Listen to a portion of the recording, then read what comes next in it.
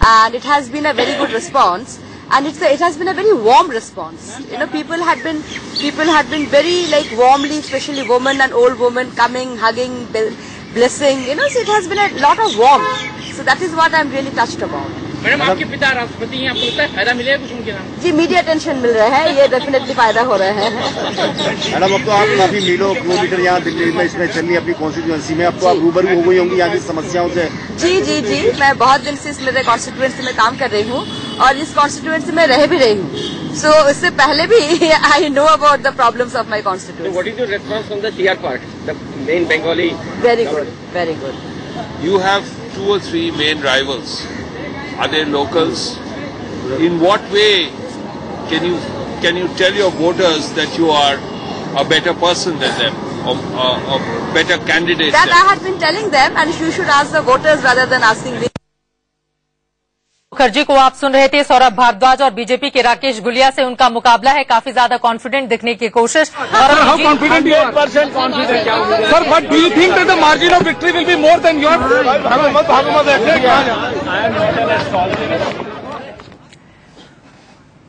कृष्णानगर से 1993 से लगातार वो जीत रहे थे, लेकिन इस बार उनके ऊपर जिम्मेदारी है जिताने की किरण बेदी की। फिलहाल सीधे रुक करेंगे औरंगजेब लेन का, जहां से मिथिलेश हमारे सहयोगी इस वक्त जुड़ चुके हैं और कुछ ही देर में कहा जा रहा है राहुल गांधी वहां पर वोट कास्ट करने के लिए पहुंचेंगे। किस तरह की जानकारी मिथिलेश मिल पाई है आपको?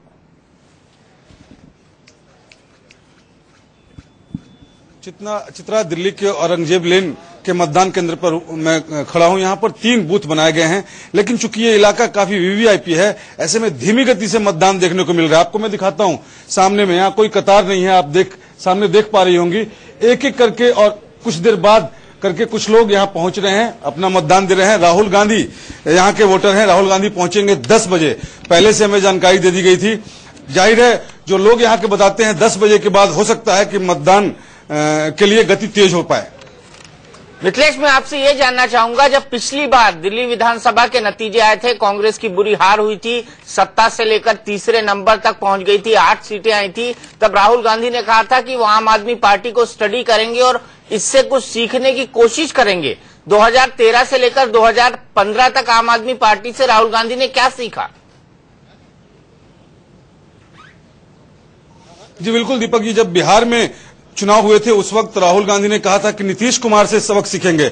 इसके बाद उत्तर प्रदेश में चुनाव हुए, वहां कांग्रेस को करारी हार मिली। राहुल गांधी मैदान में थे, राहुल गांधी के नाम पर वहां चुनाव लड़ा गया था। गली मोहल्ले में राहुल गांधी ने अपना चुनाव प्रचार किया था कांग्रेस पार्टी का। तब उन्होंने कहा था कि अखिलेश यादव से सीखेंगे। फिर दिल्ली में कांग्रेस को करारी हार मिली। आम आदमी पार्टी ने, जो कि नई नवेली पार्टी बनी थी, अरविंद केजरीवाल ने उन्हें धूल चटा। मिथिलेश, आपका रुख करूंगी, डॉक्टर हर्षवर्धन को सुनते हैं। पूरे परिवार के साथ वोटिंग के लिए पहुंचे हुए हैं डॉक्टर हर्षवर्धन। उनकी मां हमेशा की तरह, पिछली बार भी हमने देखा था इस तरह की तस्वीर सामने आई थी। हालांकि उस समय बीजेपी के सीएम उम्मीदवार वो थे, लेकिन इस बार बिल्कुल अलग, चांदनी चौक से वो सांसद हैं और साथ ही केंद्रीय मंत्री भी अपना वोट कास्ट करने के लिए डॉक्टर हर्षवर्धन पहुंचे हैं। काफी ज्यादा कॉन्फिडेंट, लेकिन उनके ऊपर जिम्मेदारी है इस बार कृष्णानगर से ज्यादा मतों से वो विजयी बनाए किरण बेदी को। हालांकि लिए पुरजोर कोशिश उनकी ओर से की भी गई है, लेकिन कितनी सफलता इसमें मिलती है इसके लिए हमें 10 फरवरी तक का इंतजार करना होगा। उम्मीद की वजह से ही तो आते हैं वोट डालने के लिए लोग, जो है। कितने वोटों से आप जिताएंगे किरण बेदी? देखो, कितने वोट तो कोई भी आदमी पहले से कैसे बता सकता है। मैं अपने चुनाव में नहीं बता पाता था कि कितने वोट से जीतेंगे, लेकिन बहुत अच्छी तरह से, बहुत कन्विंसिंग तरीके से जीतेंगे। और दिल्ली में क्या स्थिति मान के चल रहे हैं आप? दिल्ली में बहुत मजबूती के साथ भारतीय जनता पार्टी की सरकार बनेगी। लेकिन सर्वेक्षण के रिपोर्ट्स जितने हैं वो ज्यादातर, अब वो सर्वेक्षण के रिपोर्ट्स वगैरह तो आपको अभी जब रिजल्ट आएगा तब पता लग जाएगा कि जमीनी हकीकत क्या है। चलिए ठीक है। माता जी, आपने पिछली बार वोट दिया था और उम्मीद की थी कि जो हर्षवर्धन है मुख्यमंत्री बने, लेकिन वो पूरा नहीं हो पाया। कोई बात नहीं हुआ तो जब और कोई ले लेगा, क्या फर्क पड़ेगा। इस बार आपको लगता है किरण बेदी को बनाएंगे मुख्यमंत्री? हाँ, बनेंगी। चलिए चलिए, कुल मिलाकर डॉक्टर हर्षवर्धन और उनकी मां को आप सुन रहे थे। मां का यही कहना है कि वो नहीं बने तो कोई बात नहीं, किरण बेदी जरूर बनेंगी। लेकिन दीपक जी, महत्वपूर्ण सवाल ये है, और हमारे साथ अश्विनी जी भी जुड़ चुके हैं। जी चित्रा, फिर से मिथिलेश के पास चलें, बड़ा इंटरेस्टिंग जवाब दे रहे थे। मिथिलेश, मेरा सवाल वही है, आप अपना जवाब फिर से दीजिए, क्योंकि हमें आपको बीच में काटना पड़ गया था। जी बिल्कुल दीपक जी, मैं कह रहा था कि बिहार में हार के बाद नीतीश कुमार से सीखने वाले थे राहुल गांधी, इसके बाद उत्तर प्रदेश में हार मिली तो अखिलेश यादव से सीखने वाले थे, दिल्ली में करारी हार हुई तो अरविंद केजरीवाल से सीखने वाले थे। दरअसल सबसे बड़ा सवाल है कि कांग्रेस अध्यक्ष उनकी मां सोनिया गांधी हैं, राहुल गांधी कांग्रेस के उपाध्यक्ष हैं, बार बार अपनी ही पार्टी से विद्रोह की मुद्रा में राहुल गांधी खड़े नजर आते हैं। ऐसे में सीखेंगे किससे और सबक लेंगे तो कब तक सबक ले पाएंगे? कांग्रेस पार्टी ऐतिहासिक हार के बाद 44 पर पहुंच गई है। आप देखिए, एक दिलचस्प नजारा था कल, आज दिल्ली में मतदान होना है और कल कांग्रेस मुख्यालय में राहुल गांधी कांग्रेस के महासचिवों और सचिवों की बैठक ले रहे थे कांग्रेस के संगठन चुनाव पर। जाहिर है दिशा और दशा बदलने की सूरत में राहुल गांधी को यह समझ में नहीं आ रहा है कि कांग्रेस पार्टी को किस तरफ ले जाए, अरविंद केजरीवाल की तरफ ले जाए, नीतीश कुमार की तरफ ले जाए या अखिलेश यादव की तरफ ले जाए। बार बार वो सबक सीखने की बात करते हैं लेकिन कांग्रेस पार्टी सबक नहीं सीख पाती है। बिल्कुल, हालांकि मोदी के सूट को निशाने पर लेकर उन्होंने सुर्खियां जरूर बटोरी थी, लेकिन सवाल यही है कांग्रेस पार्टी कुछ सीखने के लिए और सबक सीखने के लिए तैयार क्यों नहीं होती है। मिथिलेश हमारे साथ बने हुए हैं। 2014 पूरी तरह से बीजेपी का साल रहा है, लेकिन 2015 में भी क्या उस तरह की सफलता मिलेगी बीजेपी को, इस पर हम घर से निकली उदय पार्क से उन्होंने सूर्य आराधना की। सूर्य आराधना के बाद उन्होंने कबूतरों को दाना खिलाया, जो उनकी रोज की प्रैक्टिस माना जाता है। पत्रकारों से थोड़ी देर बात की, उसके बाद नीति बाग के अपने पोलिंग स्टेशन पर पहुंची और वहां पर अपने मताधिकार का इस्तेमाल किया।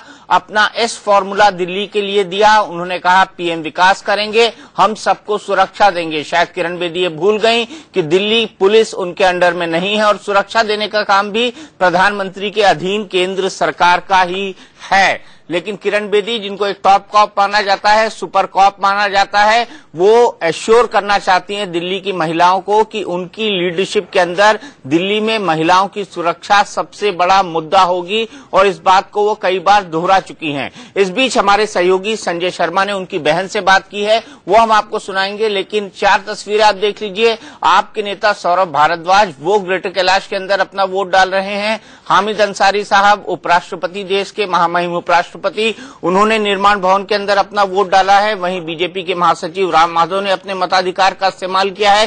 किरण बेदी की तस्वीरें हमने आपको दिखाई हैं। अब हम आपको दिखाते हैं, संजय शर्मा हमारे सहयोगी ने किरण बेदी की बहन से बातचीत की है। देखिए खास बातचीत। किरण बेदी की छोटी बहन अनु हमारे साथ में मौजूद है, जो अमेरिका से आई हैं। अनु जी, कितनी तैयार है किरण बेदी और परिवार कितना तैयार है किरण जी के लिए? हम सब हर चीज में किरण जी के साथ हैं, सब चीजों में उनके साथ थे। जब भी उनको कांग्रेस गवर्नमेंट सख्त पोस्टिंग्स देती थी, जब उनको 9 महीने पोस्टिंग्स नहीं देती थी, जब अप्स एंड डाउन्स उनकी लाइफ में आए, तो परिवार ही साथ होता है ना। तो परिवार जीतने में भी साथ है, तकलीफ में भी साथ है, हर चीज में उनके साथ है।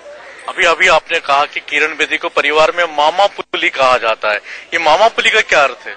देखो, जब वो पुलिस ज्वाइन की थी, पहली पुलिस वुमन थी, तो वो एक आश्चर्य था कि क्या होता है। तो सब जने उनको पुलिस का शॉर्ट फॉर्म पुली कहते थे, सो मामा पुली कहते थे सब जने। आप उनके साथ में हैं, क्या लगता है किरण जी डरी हुई है इस चुनाव को लेकर के, कितना आशंकित है इस चुनाव को लेकर के? पहला चुनाव है उनका। किरण जी हमेशा डिटर्मिन्ड है और किरण जी भगवान में बहुत विश्वास रखती हैं।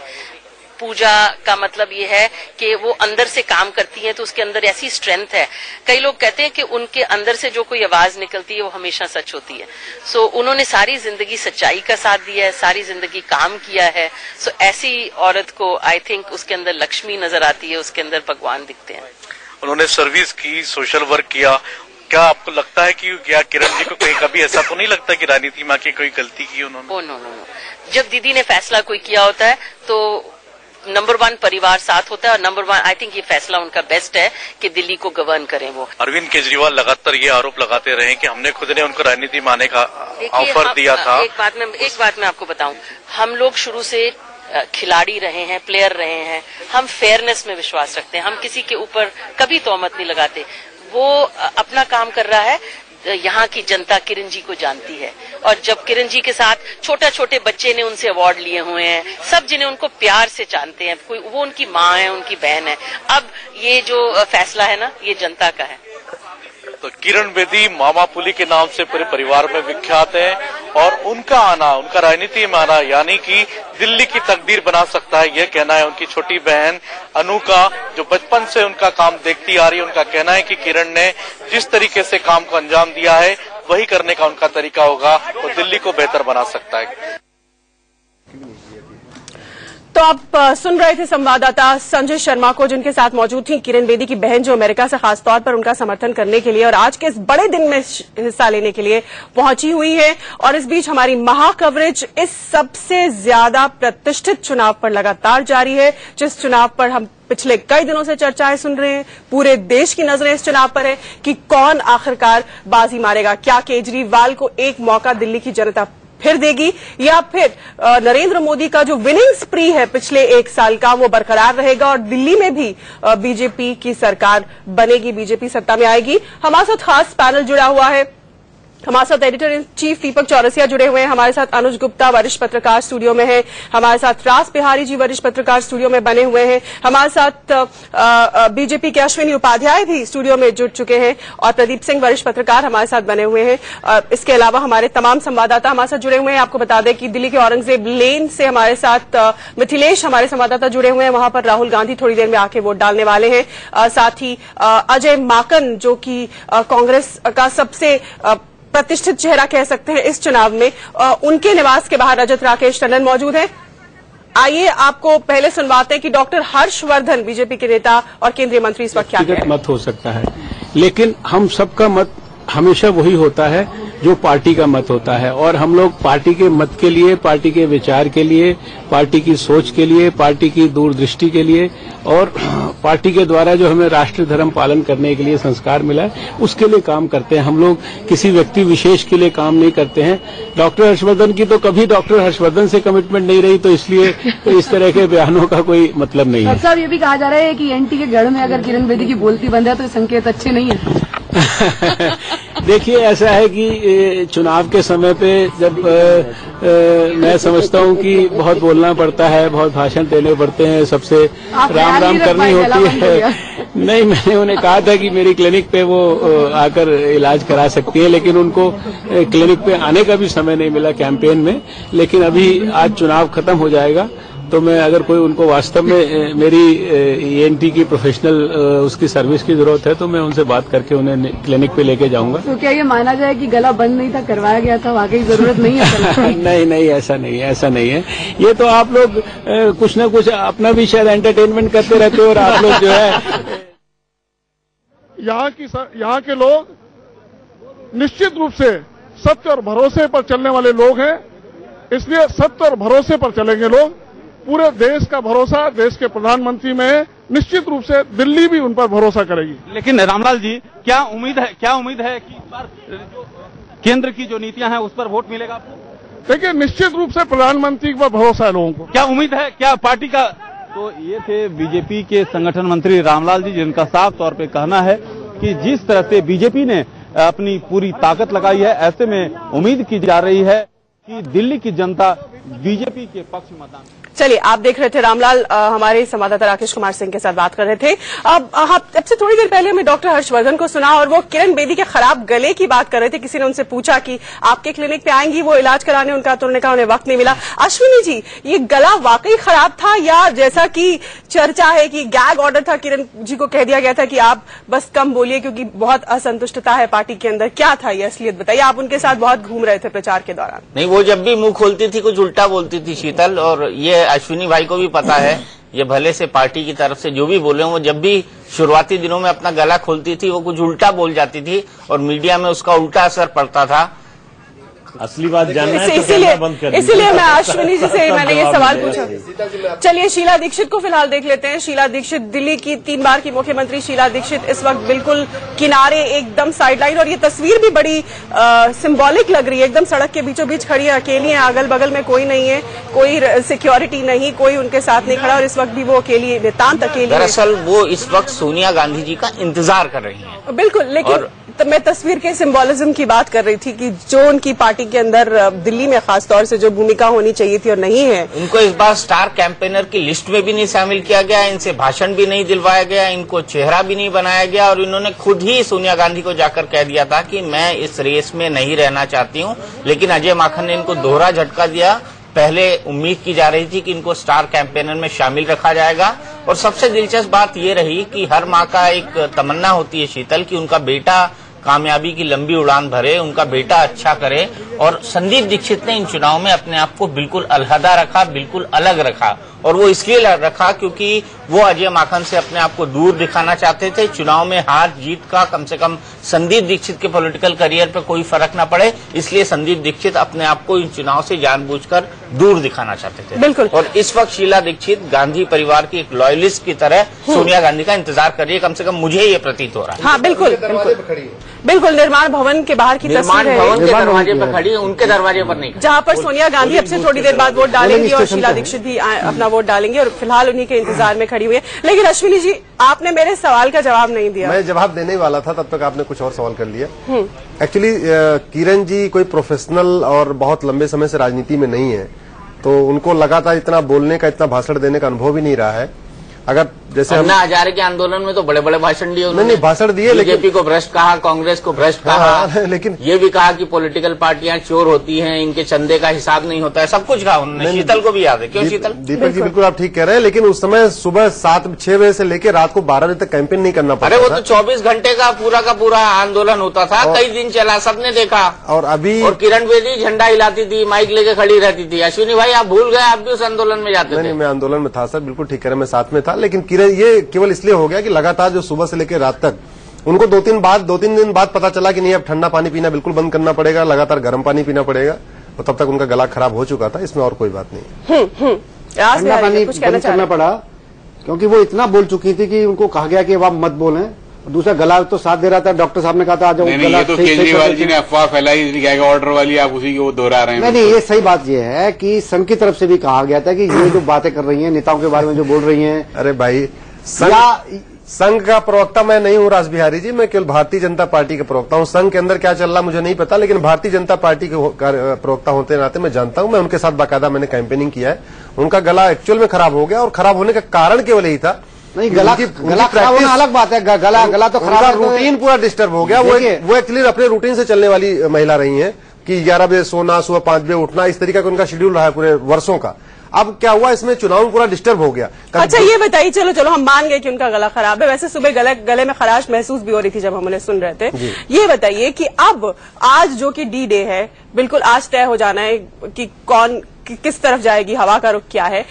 ये बताइए कि आज से पहले, क्योंकि आप बिल्कुल उनके साथ कैंपेन में रहते हैं, हमने भी देखा है, बिल्कुल तमाम उनके कैंपेन रैलीज में आप साथ में थे, तो क्या उनकी मनोदशा थी, अंदर की बात बताइए ना कि क्या आपको क्या लगता है, कितनी आश्वस्त है वो अपनी जीत को लेकर, या बीजेपी अपनी जीत को लेकर, क्योंकि नेक टू नेक फाइट यहाँ दिखती है। देखिए, बिल्कुल सही बोल रहा हूँ, भारतीय जनता पार्टी पूरी तरीके से आश्वस्त है। ये बीच में 2-4 चैनलों पे जो सर्वे आया, हम उससे परेशान नहीं है, क्योंकि ये वही चैनल है जिन्होंने लोकसभा के चुनाव में दिल्ली में 7 में से केवल 1 सीट भारतीय जनता पार्टी को दिया था और 5 से 6 सीटें आम आदमी पार्टी को दिया था। भूल गए, इसलिए उनके चैनलों से हम परेशान नहीं है। सर्वे नहीं, मैं आपको लोकसभा के सर्वे निकलवाऊं? दीपक जी मैं आपको बता रहा हूँ भाई, प्रोडक्शन कंट्रोल लोकसभा के सर्वे निकाल के लाओ। मैं आपके सर्वे की बात ही नहीं कर रहा हूँ, मैं कुछ एक चैनलों की बात कर रहा हूँ। कुछ एक, मैंने आपका नाम नहीं लिया, इंडिया न्यूज का नाम नहीं लिया।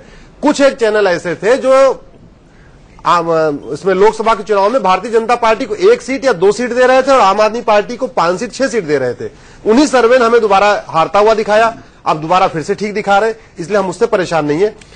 हम अच्छी तरीके जानते हैं कि भारतीय जनता पार्टी परिवार कितना बड़ा है। इसके सारे संगठन भारतीय जनता पार्टी के मजबूती के साथ मिलकर काम कर रहे हैं, और चुनाव जीतने के लिए हम लड़ रहे हैं, चुनाव लड़ने के लिए नहीं लड़ रहे हैं। और सरकार हमारी बनने जा रही है, अभी आप देखना 10 तारीख को। चलिए सभी देखेंगे। फिलहाल 2 तस्वीरें हमारे दर्शक जरूर देख रहे हैं, एक तरफ दिल्ली की पूर्व मुख्यमंत्री और दूसरी तरफ क्या मुख्यमंत्री हो सकती हैं किरण बेदी, बीजेपी की मुख्यमंत्री पद की उम्मीदवार हैं, लेकिन बड़ा सवालिया निशान, एक बड़ा क्वेश्चन मार्क यहाँ कि क्या बीजेपी की सरकार बनेगी, क्या किरण बेदी वाकई दिल्ली की मुख्यमंत्री बनती है। हालांकि विक्ट्री का साइन वो सुबह से दिखा रही है, जब से उन्हें चुनाव मैदान में उतारा गया है लगातार जोश से लबरेज वो नजर आती हैं, लेकिन अरविंद केजरीवाल भी अच्छी खासी टक्कर देते हुए महसूस होते हैं, प्रतीत होते हैं।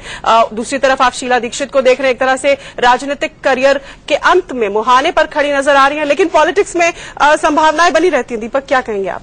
पॉलिटिक्स में कम से कम शीला दीक्षित के लिए अब कोई संभावना नहीं बची है। बिल्कुल कोई संभावना नहीं बची है। खुद शीला दीक्षित मेरे इंटरव्यू में इस बात की तस्दीक कर चुकी हैं और ये तस्वीर बता रही है कि शीला दीक्षित, देखिए, चढ़ते सूरज को हर कोई सलाम करता है। राजनीति में परंपरा है और कांग्रेस की राजनीति में तो ये बहुत बड़ी परंपरा है कि चढ़ते सूरज को हर कोई सलाम करता है। लेकिन जाते जाते भी शीला दीक्षित ये साबित करना चाहती है कि वो गांधी नेहरू परिवार की सबसे बड़ी लॉयलिस्ट है। इसीलिए सोनिया गांधी का इंतजार हो रहा है, इसीलिए वो अकेली खड़ी दिखाई दे रही है। लेकिन फिर भी अकेली खड़ी इसलिए दिखाई दे रही है क्योंकि जाते जाते भी वो साबित करना चाहती है कि गांधी परिवार की वफादार है। जाते जाते वो सोनिया गांधी को वोट डलवा कर जाएंगी और साथ ही में वो ये भी जता देना चाहती हैं कि दिल्ली के तमाम कांग्रेसी नेताओं को जो यहाँ पर नहीं है कि मैं ही आखिरकार वो व्यक्ति हूँ जो सबसे नजदीक हूँ सोनिया गांधी के। सीधे चलते हैं राकेश कुमार सिंह के पास। राकेश, कब से शीला दीक्षित इंतजार कर रही है और सोनिया गांधी के आने में क्या देरी है?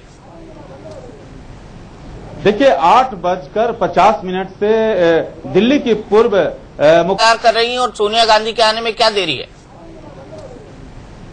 देखिए, 8:50 से दिल्ली की पूर्व मुख्यमंत्री शीला दीक्षित यहां पर इंतजार कर रही हैं और हम आपको दीपक जी तस्वीर दिखाएंगे कि शीला दीक्षित जो है अब जो है मीडिया के सामने है।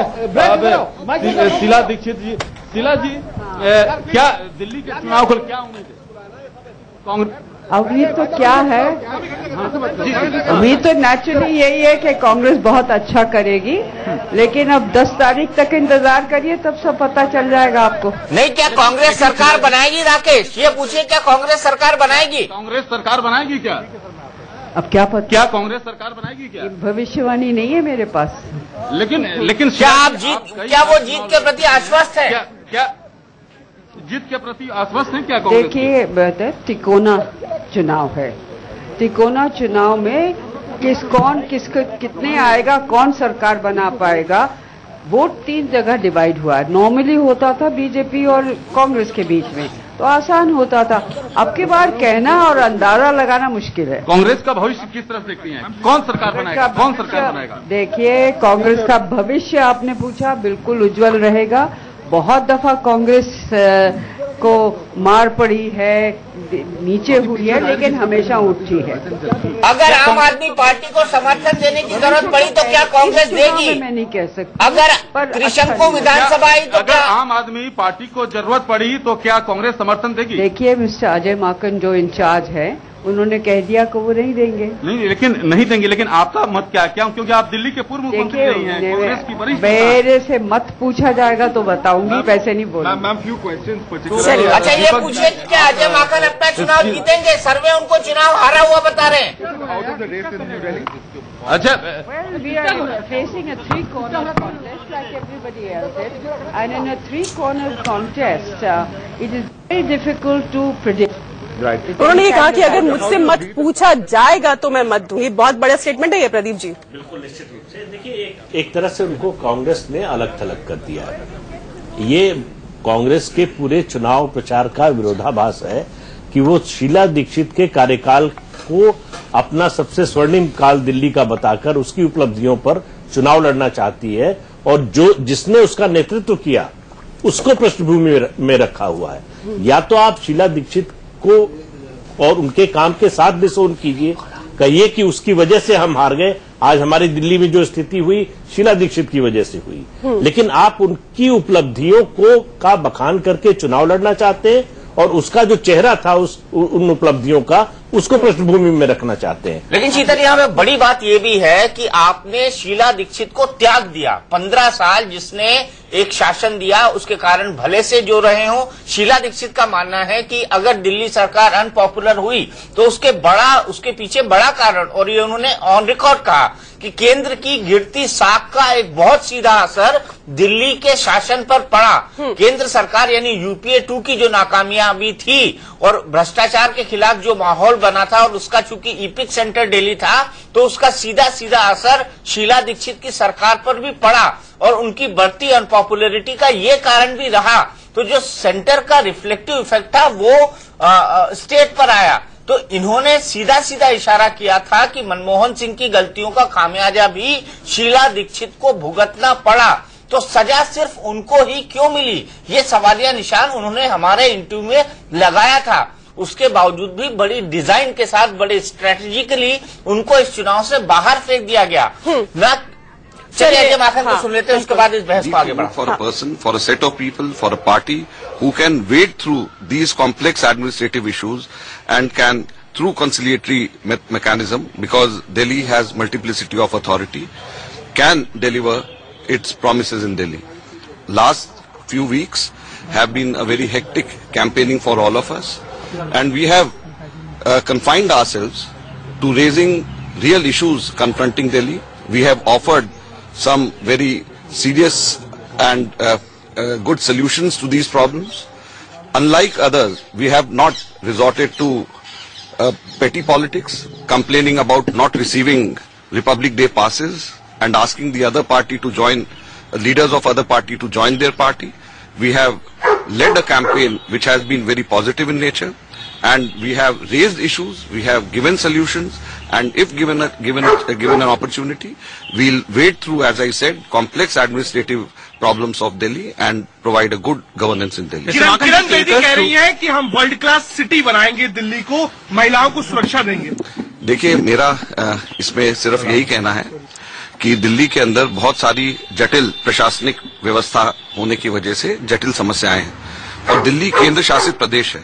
यहाँ पे मल्टीप्लिसिटी ऑफ अथॉरिटी है, बहुत सारे यहाँ पे प्रशासन के तंत्र हैं, कुछ केंद्र सरकार में आते हैं, कुछ दिल्ली सरकार में आते हैं, कुछ म्युनिसिपल कॉर्पोरेशन में आते हैं। तो दिल्ली की जनता को वोट देने के लिए ज्यादा से ज्यादा तादाद में आना चाहिए और सोच समझकर वोट देना चाहिए। एक ऐसे नेता को, एक ऐसे सेट ऑफ लीडर्स को, एक ऐसी पार्टी को देना चाहिए जो कि इन जटिल समस्याओं को हल करता हुआ नजर आए, ना कि केवल धरने पे जटिल समस्याओं से लड़ने के लिए बैठ जाए, ना कि केवल अपनी पार्टी के अंदर विवाद खड़ा करे। पिछले कुछ दिनों के अंदर हम लोगों ने देखा है कि किस प्रकार से कई प्रचार तंत्र में दूसरे और लोगों ने बहुत ही नीचे स्तर पे गए। किसी ने तो ये कहा कि मुझे रिपब्लिक डे का पास नहीं मिला, किसी ने ये कहा कि आपको पास चाहिए तो हमारी पार्टी में आए। उसके विपरीत हम लोगों ने ठोस दिल्ली के मुद्दों को उठाया है और उन ठोस मुद्दों को किस तरीके से हल करा जा सकता है, इस बात की चर्चा करी है। हम लोगों को मौका मिलेगा तो हम लोग दिल्ली की जनता के लिए इन ठोस जटिल समस्याओं का हल ढूंढेंगे।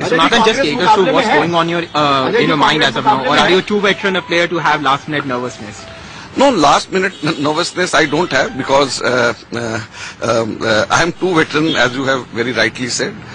This is my 9th elections, and I have won most of these elections. And